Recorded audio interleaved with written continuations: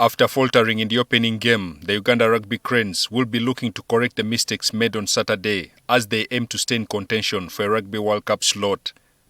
A poor first half ensured that the second half effort by the Cranes amounted to nothing as they were eliminated from the main cup competition.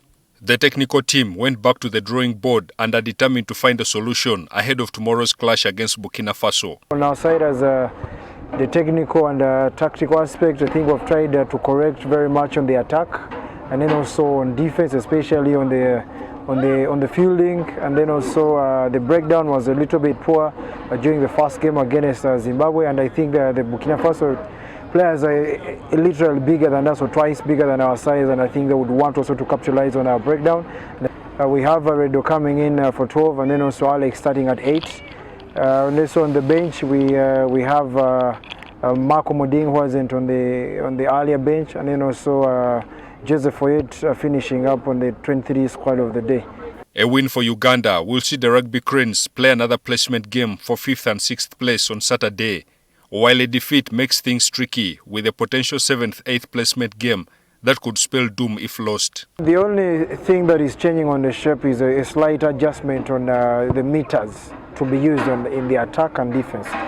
But that is all. We want to very much play slightly wider of the breakdowns. Against Zimbabwe, we were so close to the breakdowns, which really hurt us. But now that we're playing a bigger team, we're playing a little bit wider from the breakdowns, and also in our attack shape, a little bit just to cover some meters on certain zones of play on the pitch. The players looked back at the errors that cost them and are determined not to make them tomorrow. Yeah, we sat down, had a review of the game, and we only had ourselves to blame. Why? We started a bit slow in the first half, and when we came into the second half, you could see that the boys were really pumped up. So those are some of the things we spoke about. Getting into a game and not letting the opponent, take the lead. We have to start from the onset. We regrouped. We've watched the videos.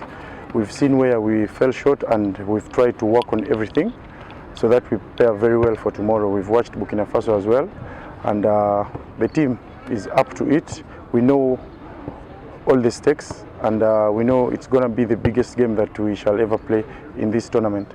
The local organizing committee has confirmed that all games will be played at the Nelson Mandela Stadium, citing inadequate facilities at the Mutesa II Stadium in Wankurukuku. The stadium will, however, remain on standby for any eventuality that might require its use. Felix Manyindo, NTV Sport.